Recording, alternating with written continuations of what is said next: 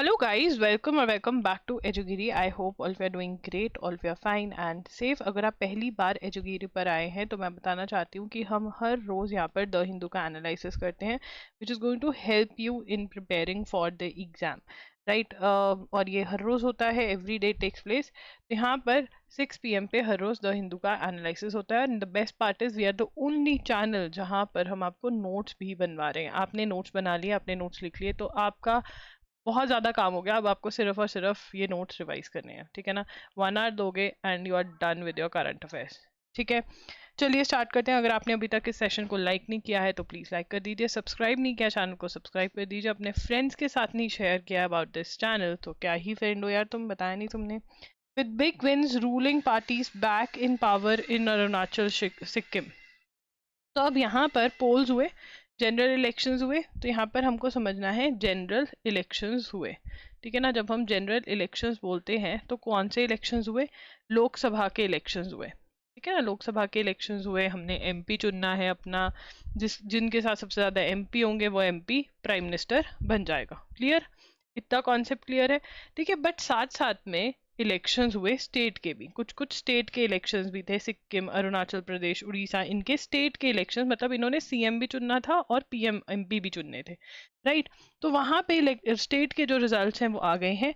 भारतीय Janata Party retain power for the third successive term in Arunachal Pradesh by winning 46 of the 60 seats with the assembly as votes cast on April 19 were counted on Sunday. While Sikkim too saw a landslide victory with the ruling Sikkim क्रांतिकारी मोर्चा winning 31 out of 32 seats. तो यहाँ पर हमें अरुणाचल प्रदेश में अरुणाचल प्रदेश कौन जीत गई? Arunachal Pradesh state elections Arunachal Pradesh state elections कौन जीते? Arunachal Pradesh state elections BJP जीती है, ठीक है ना। Third successive win, third time एक साथ सक्सेसिव विन किसकी हुई है? बीजेपी की हुई है, ठीक है ना। और यहाँ पर जो पीएम है, पीएम कौन बनेंगे? पीएम जो है हम नीचे जाके पढ़ेंगे ये पीएम वगैरह का, ठीक है ना। अरुणाचल प्रदेश के सीएम कौन बनेंगे, ठीक है ना। तो ये अभी नहीं लिखते हैं, बस अभी लिख लेते हैं। अरुणाचल प्रदेश में भी बीजेपी आ रही है और सिक्किम में भी बीजेपी आ रही है, ठीक है ना। सिक्किम में भी बीजेपी नहीं, सिक्किम के अंदर, एक मिनट, अरुणाचल प्रदेश में ये हो गया और सिक्किम के अंदर क्रांतिकारी मोर्चा, सिक्किम क्रांतिकारी मोर्चा आ रही है जो जीती है, ठीक है ना। बस हमें अभी पार्टीज का नाम पता होना चाहिए। जैसे सीएम चुने जाएंगे तो सीएम का नाम लिखेंगे बिकॉज वो बहुत इंपॉर्टेंट है। Delhi CM Arvind Kejriwal surrendered at Tihar jail. कौन सी जेल में है? तिहाड़ जेल में। हम ये वाले नोट्स बहुत बार बना चुके हैं कि अरविंद केजरीवाल जेल क्यों गए हैं, why he is in jail, इनको बेल क्यों ग्रांट करी गई थी, ठीक है। इंटरिम बेल थी, टेम्परेरी बेल थी, इलेक्शन कैंपेनिंग के लिए इनको टेम्परेरी बेल ग्रांट करी थी सुप्रीम कोर्ट ने। बस इतना पता होना चाहिए। आगे चलेंगे, the message from the Andhra Pradesh bifurcation. अब यहाँ पर हमने अभी पढ़ा था अरुण के बारे में, अब हम आंध्र के बारे में पढ़ेंगे, तो याद रखना है, ठीक है ना। तो आंध्र प्रदेश में से तेलंगाना निकला था आज से 10 साल पहले, 10 years पहले, ठीक है। और हमने कल ही पढ़ा था कि हैदराबाद किसको चला गया है? हैदराबाद तेलंगाना को चला गया है। किसको चला गया? हैदराबाद तेलंगाना को चला गया है, ठीक है ना। तेलंगाना की कैपिटल है हैदराबाद। तो इनका बाइफर्केशन हुआ था, डिवीजन हुआ था, दो में डिवाइड हो गई थी द स्टेट ऑफ आंध्र प्रदेश। तेलंगाना निकल गया था आंध्र प्रदेश में से, ठीक है ना। 2 स्टेट्स में निकली थी। तो इसमें पढ़ लेते हैं क्या कहना चाहते हैं editorial. It is 10 years since Andhra Pradesh was divided into 2 states. A decade is a long time.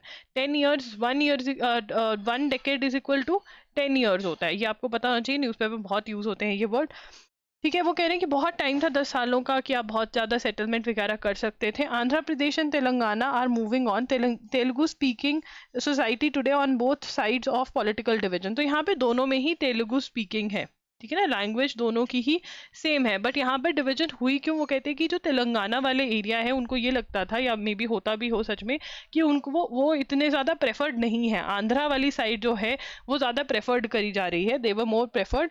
This is puzzling for 2 reasons. These 2 regions are under different political authorities for only 150 years. जब निज़ाम रूल कर रहे थे यहाँ पर तो ये दोनों different political authorities के अंदर थे।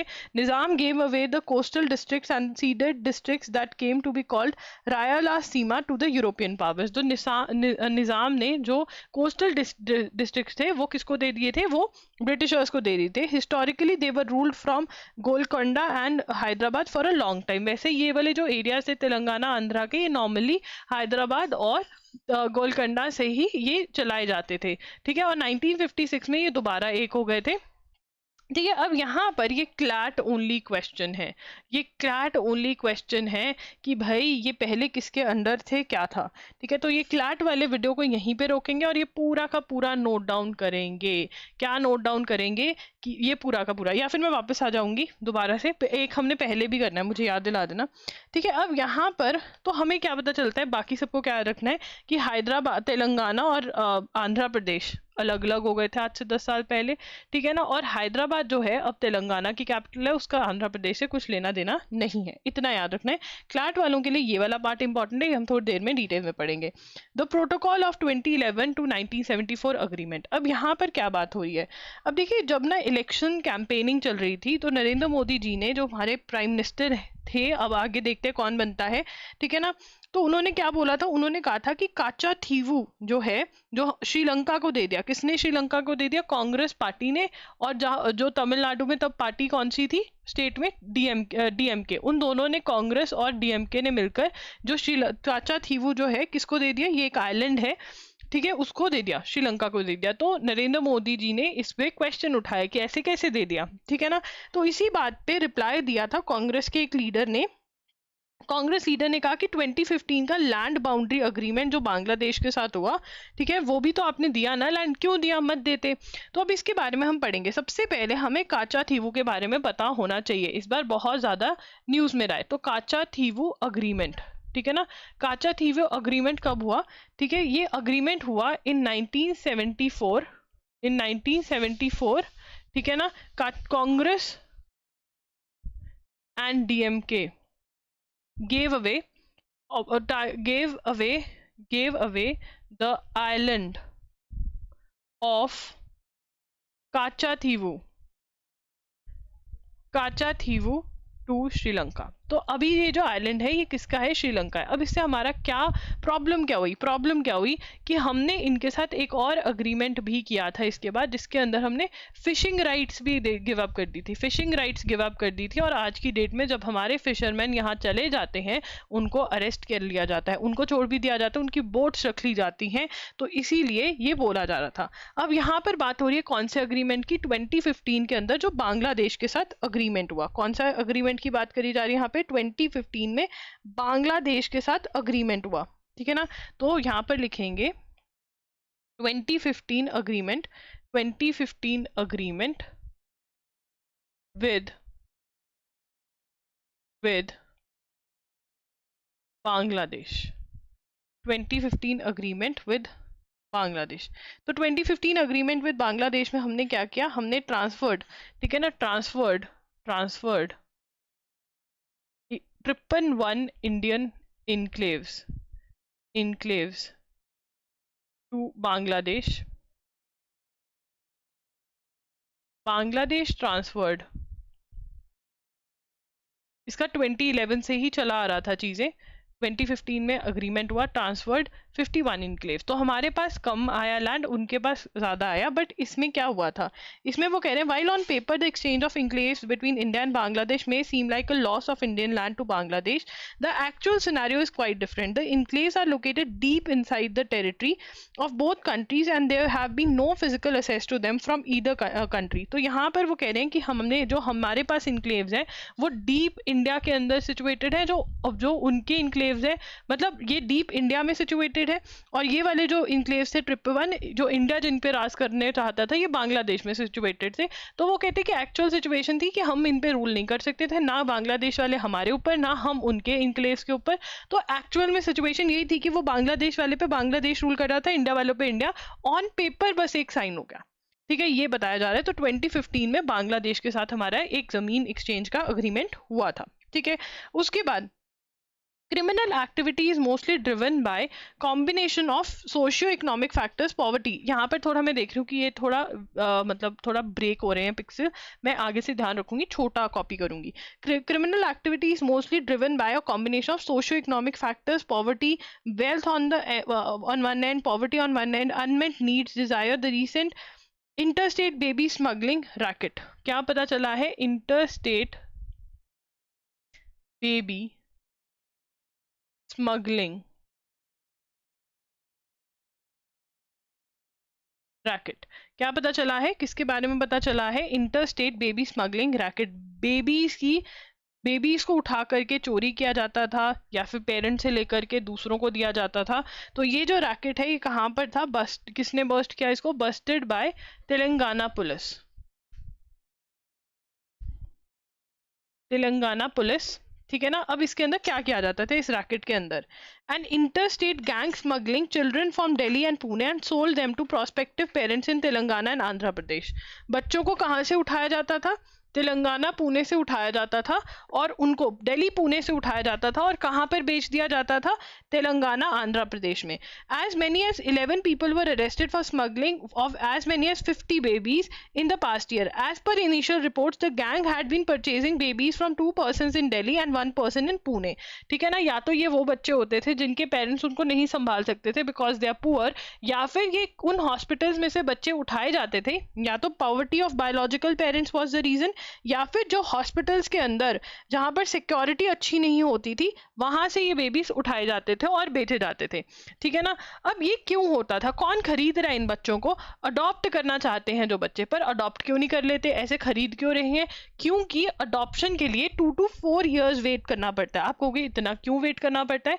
In the interest of the baby सारी चीजें चेक करी जाती हैं कि कुछ गलत तो नहीं है, कुछ गलत हो तो नहीं जाएगा। इन दैट उस चक्कर के अंदर व्हाट इज हैपनिंग कि ये रैकेट जो है ये चल रहा है। तो यहाँ पर बस्टेड बाय तेलंगाना पुलिस बहुत ही शॉर्ट में लिखेंगे, babies were sold from Delhi Pune to Andhra Telangana. ठीक है। Biological parents gave away their children due to due to poverty ठीक है ना। या फिर हॉस्पिटल्स विद लेस और नो सिक्योरिटी, ठीक है ना, वहां से पिक्ड अप, वहां से चोरी कर लिए जाते थे, बेचे और बेच दिए जाते थे। ठीक है ना। Bought by people who wanted to adopt children। जो अडॉप्ट करना चाहते थे बच्चे वो अब अडॉप्ट क्यों नहीं कर रहे हैं? क्योंकि भाई इतने ज्यादा टाइम वेट करना पड़ता है, वो नहीं वेट करना चाहते। तो ये चल रहा था, बहुत ही शॉर्ट में है। इसमें से अगर ये क्वेश्चन आता है तो you will be able to answer. On June 2014 when the composite state of Andhra Pradesh was divided into 2 states. ठीक है ना। तो यहाँ पर आंध्र प्रदेश का डिवीजन जो है वो डिस्कस हो रहा है, आंध्र प्रदेश बाइफरकेशन। ठीक है ना। तो कब हुआ था ये 2 जून 2014 को था। ठीक है ना। State of Andhra Pradesh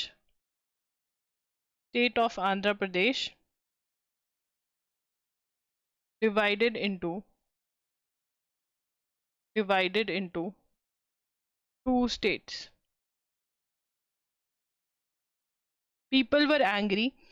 They alleged that United Progressive Alliance, that is UPA government at the center, had passed the Andhra Pradesh Reorganization Act without consulting key stakeholders and after consulting a few regional parties, the Bharatiya Janata Party in secret and kept, मतलब वो कहते हैं बहुत secret रखा था, इन्होंने बताया नहीं कि हम ये करने वाले हैं। To make matters worse, Hyderabad was to seize being the capital of Andhra Pradesh from second। तो यहाँ पर और भी जो वर्स्ट चीज हुई वो क्या हुई?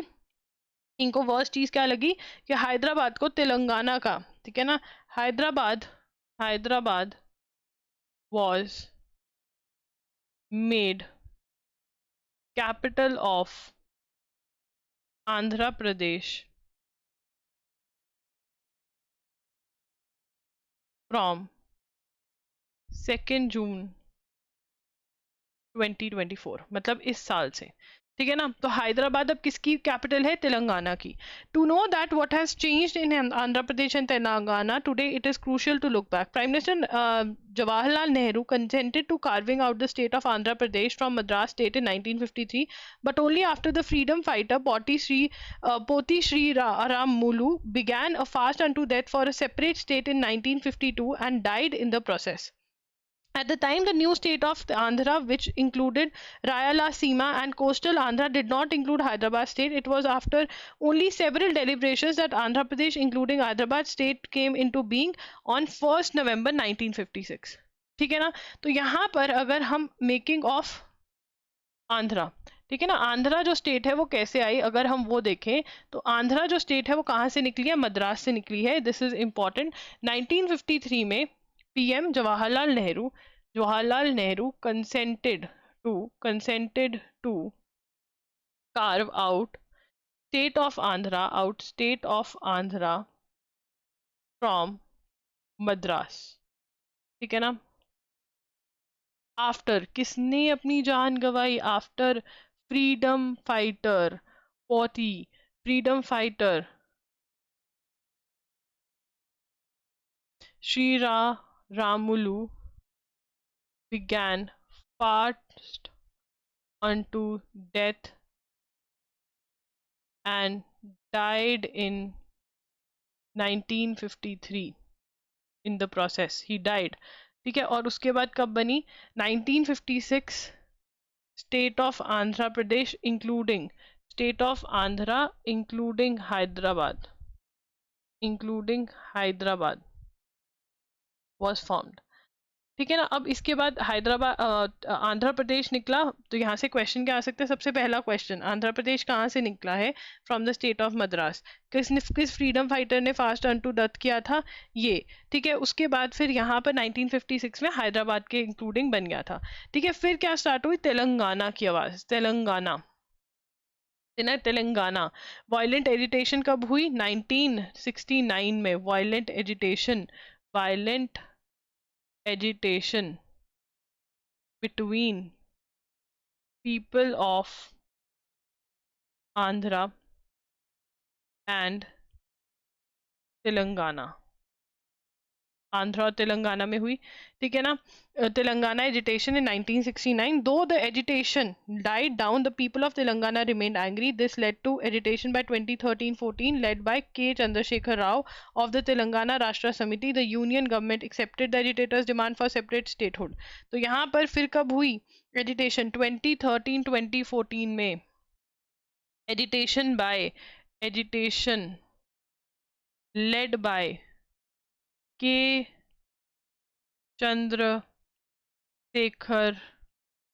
Rao of तेलंगाना राष्ट्र समिति। ठीक है ना।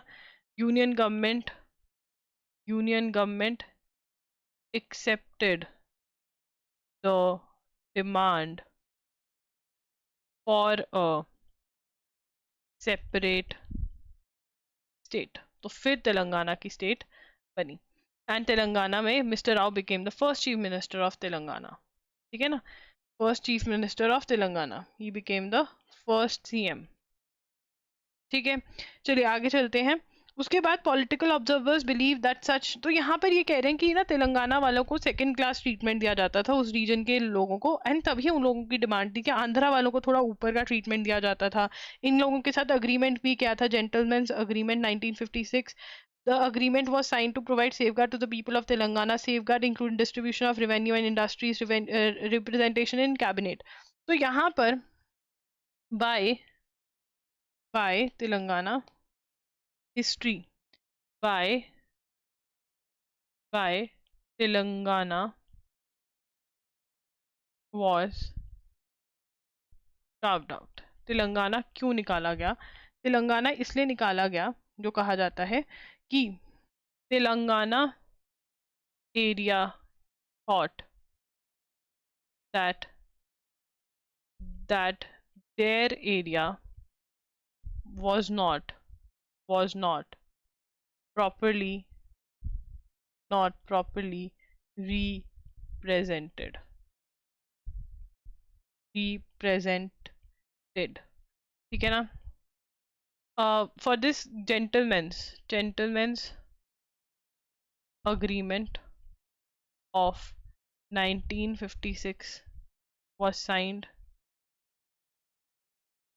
still not implemented, which led to agitation. मतलब उनको ये था कि हमारे एरिया से चीफ मिनिस्टर नहीं आता, हमारे एरिया में इंडस्ट्री नहीं है, सब कुछ आंध्रा वाली साइड पे है.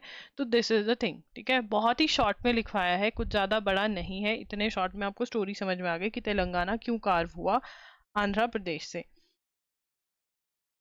While representation of women across the workforce has increased over the years, कम हुई है, has increased over the years. The LinkedIn's economic graph data show that progress has stalled since 2022 and declined in 2024. Also, the progress that was being made in promoting women to senior and leadership roles has stagnated in recent years. अब यहाँ पे क्या कह रहे हैं कि ज्यादा women जो है वो सीनियर रोल्स में नहीं है, नहीं उनको भेजा जा रहा है. ये कौन बोल रहा है? LinkedIn's economic graph data, ठीक है ना, shows that women are not being promoted to senior and leadership roles. ठीक है ना. तो यहाँ से 2022-2024 के अंदर कह रहे हैं कि इतना ज़्यादा नहीं सीनियर रोल्स में वुमेन गई है, बट वैसे there is an increase in representation of women across the workforce. ठीक है ना. मतलब वर्कफोर्स मतलब वर्कफोर्स क्या होती है कि जो काम कर रही हैं, जो ऑफिस में जाकर काम कर रही है, मतलब वर्क कर रही है, economic work.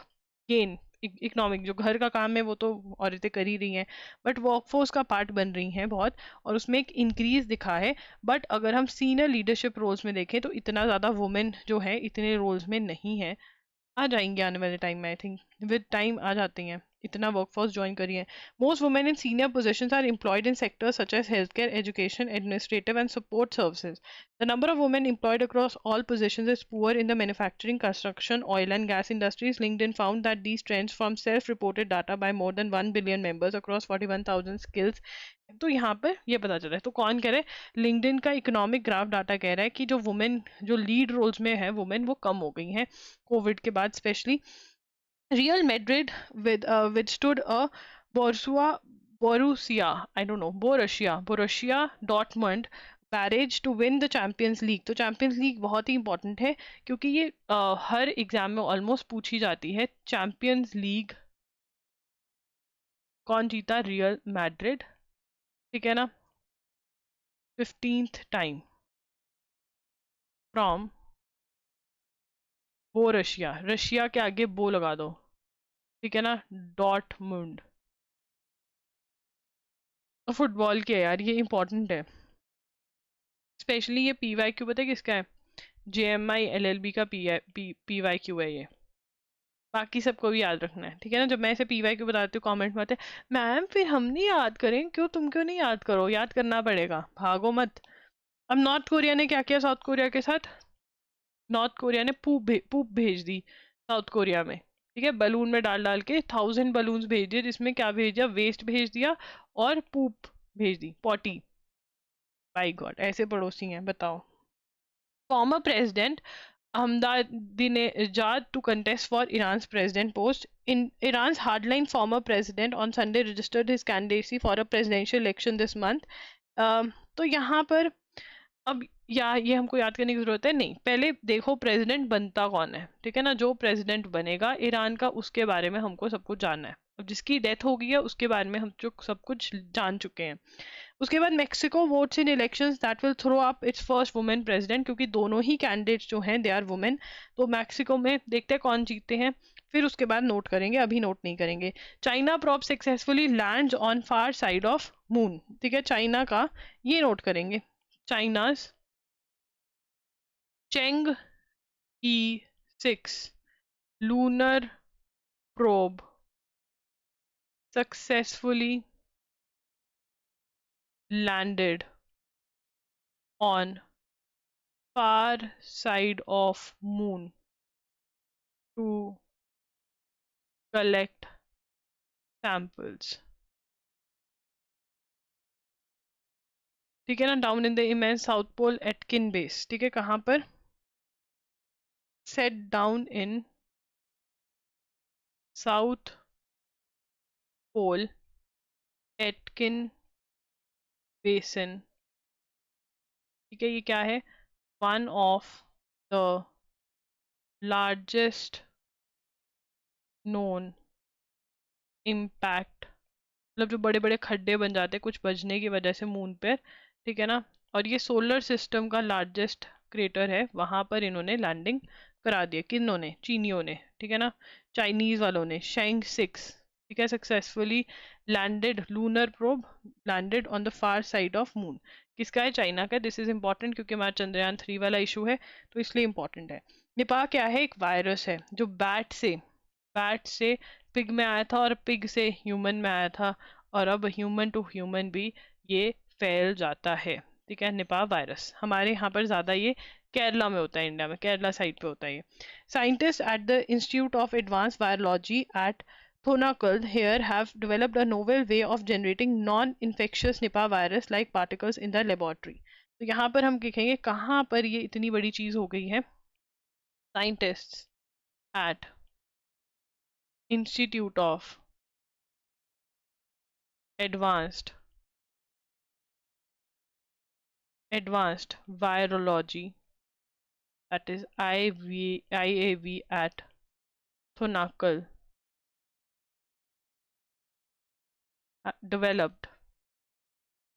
developed novel way of generating non-infectious Nipah virus like particles in laboratory. तो वो बना सकते हैं, तो ये वैक्सीनेशन में अगर ये बनाना आ जाए किसी का वायरस, ठीक है ना, तो इससे क्या होता है, वैक्सीनेशन में बहुत हेल्प मिलती है। विच मिमिक मतलब copy, mimic the wild type Nipah virus, ठीक है ना। The method of safe and effective platform for developing neutralizing antibodies against NIV, ठीक है ना, good for developing antibodies, ठीक है ना। वैक्सीन टेस्टिंग, इससे क्या होगा, वैक्सीन टेस्टिंग जो है, वैक्सीन टेस्टिंग के लिए इजी हो जाएगा, ठीक है ना। तो हमें याद रखना है ये किसने बनाया है, ये बनाया है किसने, कौन से इंस्टीट्यूट ने, institute of advanced virology at Thonakkal, ठीक है जी। आगे चलेंगे। The studies first kind is in of its kind which using HiBiT tag NIV-VLPs demonstrating their application, तो बहुत बढ़िया चीज़ है ये। अब यहाँ पर बात हो रही है अरुणाचल प्रदेश के चीफ मिनिस्टर की, जो अब जा रहे हैं और दोबारा से आ जाएंगे क्योंकि ये जीत गए हैं, ठीक है ना। तो a tragedy, the death of his father and former chief minister Dorjee Khandu in a helicopter crash saw Arunachal Pradesh chief minister Pema Khandu winning his first assembly election and contesting from the Mutko constituency in 2011. Barring the 2019 election, Mr. Khandu has won the family constituency uncontested thrice. With the BJP, it was his first uncontested, मतलब कि किसी ने भी कोई opposition में खड़ा ही नहीं हुआ, ठीक है ना, uncontested. The BJP's victory march in the country has begun from India's land of the rising sun. अब land of the rising sun किसको बोला जाता है, in land of the rising sun, ये क्वेश्चन आपका स्टैटिक जीके का question है, किसको बोला जाता है? अरुणाचल प्रदेश। ठीक है ना, तो अरुणाचल प्रदेश में बीजेपी जीत की है। ठीक है, ये हमने लिख लिया है। सिक्किम के प्रेसिडेंट चीफ मिनिस्टर कौन है? प्रेसिडेंट कौन सा होता है? चीफ मिनिस्टर कौन है? प्रेमा सिंह तमांग। ठीक है, तो ये भी पावर में आ जाएंगे। ठीक है, चलिए आगे चलेंगे। Modi reviews 100 day agenda for new government. Now this is very important कि ये क्या क्या कर सकते हैं, ये पता होना चाहिए। A day after exit polls predicted a third straight term and power at the centre for the national democratic front, alliance नहीं, एनडीए, नेशनल डेमोक्रेटिक फ्रंट में। देखो मुझे भी नहीं पता, तुम्हें पता होना चाहिए। एनडीए, देखो अब ये एनडीए नोट करेंगे सबसे पहले। हाँ, अब ये एनडीए और ये सारी यूपीए का फुल फॉर्म पता होना चाहिए। नेशनल, इंडी का पता होना चाहिए इस बार तो। National democratic front. ठीक है ना, एनडीए। अब इसके बाद क्या कह रहे हैं कि अब उनको पता चल गया कि हाँ हम आ सकते हैं पावर में। Senior bureaucrats attending the review meeting according to sources at least 10 groups each headed by secretary level official as coordinator have been created to implement this agenda over first 100 days. तो फर्स्ट 100 डेज का agenda बना लिया गया है। 100 day program, first 100 days agenda created. तो लिखेंगे first 100 days agenda created. ठीक है जी, उसके बाद for example under the theme of governance HGO remit extends to reviewing the foundation courses of union public services commission. तो क्या करा जाएगा? Foundation courses of, foundation courses of, foundation courses of UPSC to be reviewed, foundation courses of UPSC to be reviewed. ठीक है ना, अब इसके अंदर क्या होगा? यूपीएससी मतलब union public service commission, union public service commission. और क्या करेंगे? To launch, now this is very important, to launch, to launch, launch Karam Yogi, Karam Yogi talent bank which will rate civil servants, which will rate civil servants before before they are recommended, they are recommended for promotion. इससे पहले कि उनकी promotion हो, उनको rate किया जाएगा। ये क्या है? Karam Yogi talent bank. Now this is important. ठीक है, ये इंपॉर्टेंट है। उसके बाद आगे क्या होगा? The BJP manifesto has committed to holding simultaneous elections. दूसरा जो चीज है जिसमें बारे में बात करी जा रही है वो क्या है? Simultaneous elections. साइमल्टेनियस पोल्स का मतलब क्या होता है? फॉर एग्जाम्पल आज अभी जनरल इलेक्शंस हुए, लोकसभा के लिए इलेक्शंस हुए, है ना।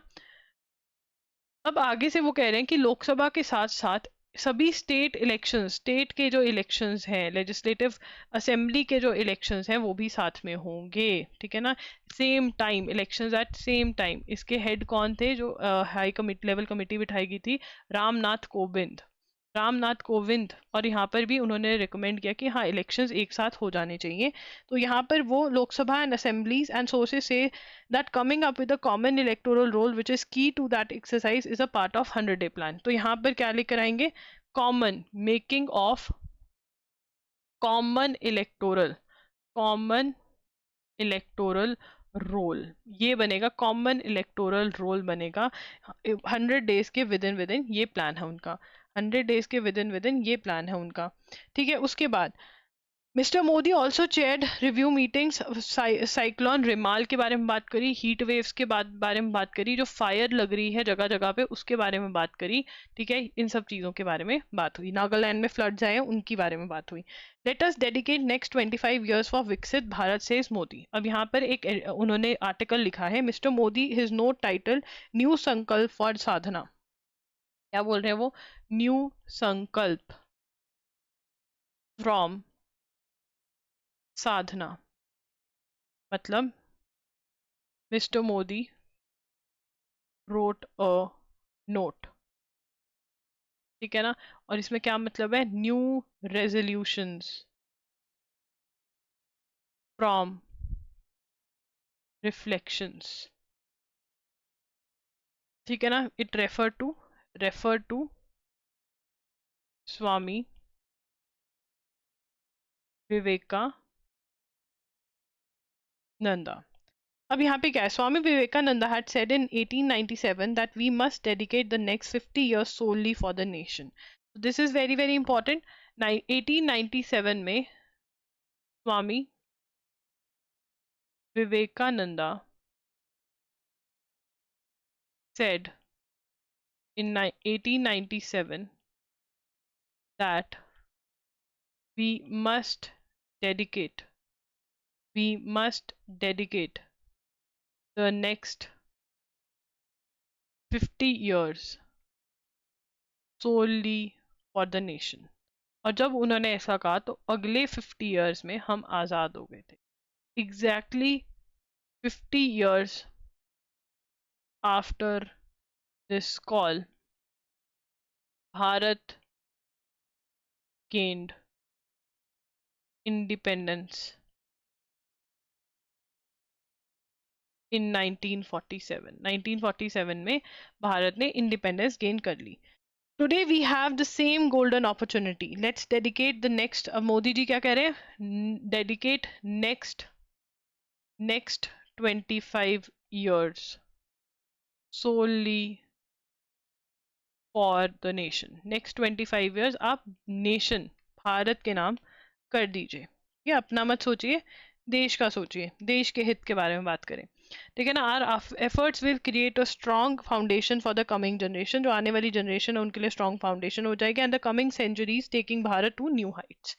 ही सेड कन्याकुमारी. अब यहाँ पर उन्होंने कन्याकुमारी के बारे में बात करी है. ठीक है ना. Kanyakumari symbolized countries' unity as various rivers met with the sea and seas met at Kanyakumari. ठीक है ना. अब यहाँ पर कन्याकुमारी में मल्टीपल रिवर्स होती हैं. अब एक बच्चे ने बोला हुआ था, मुझे ये पढ़ते हुए याद आ गया कि आप स्टैटिक जीके भी डिटेल में पढ़ाया करो. बेटा जी जितनी स्टैटिक जीके हम ये पढ़ रहे हैं ना, जैसे कन्याकुमारी के बारे में, जितनी स्टैटिक जीके आपको द हिंदू प्रोवाइड कर रहा है, अगर आप पहले उतनी पढ़ लो करंट अफेयर्स के साथ, बहुत है. ठीक है ना. बाकी जो मुझे लगता है कि हाँ इसकी चीज़ों के बारे में जानना है, जैसे कन्याकुमारी के बारे में अगर आजकल में न्यूज़ और नहीं आई, then we will study about it. दो कन्याकुमारी, और कन्याकुमारी मैंने भी गलती करी है, डबल एन है कन्याकुमारी में, डबल एन है. मैंने भी गलती करी है, तुम मत करना, तुम तो अच्छे बच्चे हो, मैं भी बुरी नहीं हूँ, बट हाँ तुम ज़्यादा अच्छे हो. तो he said Kanyakumari symbolise the country's unity as various rivers met with the sea and the seas with met at Kanyakumari, referring to the statue of Tamil poet. अब यहाँ पर एक तमिल पोएट का referring to statue of Tamil poet Saint Thiruvalluvar at the spot. He said his work was a crown was one of the crown jewels of beautiful Tamil language. तो यहाँ पे question क्या हो सकता है कि जो थिरुवल्लुवर है वो कौन से पोएट हैं, कौन सी लैंग्वेज के, तमिल के पोएट हैं, तमिल लैंग्वेज के. Lifting 25 crore people from poverty. क्या एम है कि हमको 25 लाख लोगों को पॉवर्टी में से, 25 करोड़, लाख तो बहुत कम है, करोड़ लोगों को पॉवर्टी में से निकालना है. Delivering welfare to the masses. Welfare schemes उन तक पहुंचानी है और इंश्योर करना है कि कोई लीकेज नहीं है, करप्शन नहीं है उसके अंदर. ठीक है ना. Universalization of digital public goods. जो पब्लिक डिजिटल गुड है उनको यूनिवर्सली अवेलेबल बनाना है, डिजिटल गुड्स को. ठीक है ना. ये मेजर्स हमें लेने हैं.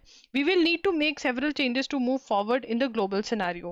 Our reforms should also align with the aspirations. विकसित भारत के साथ भी हमारे aspirations वो ने what is the concept of विकसित भारत, जिन लोगों ने अभी पढ़ना स्टार्ट किया है न्यूज़पेपर, विकसित भारत के बारे में बहुत देर से बात हो रही है। विकसित भारत मतलब 2047 तक हमें इंडिया को, by 27, the aim of making India और developed nation developed nation by 2047, 2047 तक विकसित भारत बनाना है इंडिया को, मतलब डेवलप्ड नेशन बना देना है इंडिया को बाय 2047। ठीक है जी। उसके बाद Rahul Gandhi statements regarding redistribution and the polarisation rebuttal. अब यहाँ पे राहुल गांधी जी क्या कह रहे हैं कि जो वेल्थ है, ठीक है ना, ये कहा जा रहा है कि उन्होंने कहा है कि जो वेल्थ है लोगों के पास वो हम लेकर अमीरों से गरीबों को दे देंगे, रॉबिनहुड बनेंगे। ठीक है, ऐसे याद हो जाएगा। अब क्या ये सही है गलत, ये बहुत ही बड़ा क्वेश्चन है, क्योंकि डायरेक्टिव प्रिंसिपल्स में कहा गया है कि इक्वल डिस्ट्रीब्यूशन ऑफ वेल्थ होनी चाहिए। डायरेक्टिव प्रिंसिपल लागू होने जरूरी है नहीं, वो तो डायरेक्शन है। ठीक है, they are not mandatory to be followed. तो इसके अंदर कह रहे हैं कि अगर ऐसा कर दिया कि लोगों की वेल्थ लेने लगे तो लोग मेहनत करनी बंद कर देंगे। आज तो स्टार्टअप चलाते हैं कि हमको वो अपना घर चलाना है, हमको इंश्योर करना है, स्टार्टअप आता है तो लोगों को नौकरी मिलती है। ठीक है, फिर कह रहे हैं कि बिलियनर्स की वेल्थ में से कुछ ले भी लेंगे तो बिलियनर को क्या फर्क पड़ेगा। ठीक है, फिर यहाँ पर एक टर्म यूज करी हुई है, ग्रीडफ्लेशन। ग्रीडफ्लेशन ग्रीडफ्लेशन क्या है कि लालच के लिए जब रेट्स बढ़ाए जाएं, ठीक है ना, कॉस्ट नहीं डाला जा रहा है उसमें, लालच के लिए रेट्स बढ़ाए जाएं तो उसको ग्रीडफ्लेशन कहते हैं। तो इसकी टर्मिनोलॉजी डिफाइन कर लेते हैं। Companies raising prices to increase profit margins, और ये कोविड में हुआ, profit margins in wake of multiple demand and supply shocks due to pandemic. ठीक है ना, पैंडमिक के अंदर मतलब उन्होंने डिमांड एंड सप्लाई शॉक्स थे, ऊपर नीचे हो रहा था, तो उन्होंने जो companies raising prices to increase profit margin बढ़ाने के लिए वो प्राइस बढ़ा देते हैं, ग्रीडफ्लेशन बोलते हैं उसको। ठीक है, अब आगे चलेंगे। सम आर्ग्यू दैट रीड, ये उसी पॉइंट पर है। जो एस्से राइटिंग है, एस्से राइटिंग का ये टॉपिक बहुत ही ज़्यादा इंपॉर्टेंट है कि जो वेल्थ टैक्स है वो लगाना चाहिए, रीडिस्ट्रीब्यूशन ऑफ वेल्थ जो है वो होनी चाहिए तो कैसे होनी चाहिए, कैसे हो सकती है redistribution of tax, this is a very very important issue for essay writing. ठीक है जी। अब यहाँ पर एक, बाकी सबको बाय बाय टाटा, loggery.in पर जा सकते हैं, वहां से एमसीक्यूज बाय कर सकते हैं। यस, एमसीक्यूज पेड है, मैं ही एमसीक्यूज बनाती हूँ, अप्रैल के बने हुए, मई के अभी बहुत बहुत बन गए हैं, 15 मई तक, 16 to 20 मई के बनते हैं तो मैं वो डलवा देती हूँ। ठीक है, एंड वन शॉट्स मई के डल चुके हैं, पार्ट 1 भी आ गया है, पार्ट 2 भी आ गया है। ठीक है, पार्ट 3 भी बहुत जल्द आ जाएगा, मुझे भी टाइम दो, मतलब अभी तो 31st अब भी गई है, तो वो सारे कंपाइलेशन करने में थोड़ा टाइम लगता है। ठीक है, एंड यस, बाकी सबको टाटा बाय बाय। क्लाट वाले आ जाओ, तुम लोगों का टाटा टाटा बाय बाय नहीं हुआ, कहाँ पे गई तुम्हारी न्यूज़? अरे यार, टैग करके रखनी चाहिए थी। एक मिनट, आराम से देखते हैं, भागना मत मेरे को अकेला छोड़कर। यहाँ पे गई थी, 4 years, नहीं ये वाला तो नहीं था, कौन सी न्यूज़ थी? ये भी नहीं था, पा वायरस, ये भी नहीं था, टीम्स, कहाँ गया यार? कल ढूंढ के लाऊं फिर? नहीं कल नहीं, अभी आज ही करना है, एक मिनट, ये भी नहीं था। ये तेलंगाना वाले में से था, है ना कुछ? ये भी लिखवा दिया था सारा, ये भी लिखवा दिया था, कहाँ पे था? कोई मुझे कमेंट्स में बताया, ये रहा, ठीक है। ओके, इसको साफ कर लेते हैं। अब यहाँ पर जब आंध्र प्रदेश के बारे में और तेलंगाना के बारे में बात करते हैं तो वो कह रहे हैं कि two reasons, these two reasons, एक मिनट पेन थोड़ा सही कर लूँ, these two reasons were under were under, CLAT लिख लेंगे सिर्फ क्लैट के लिए, वर under different political authorities for only about 150 years।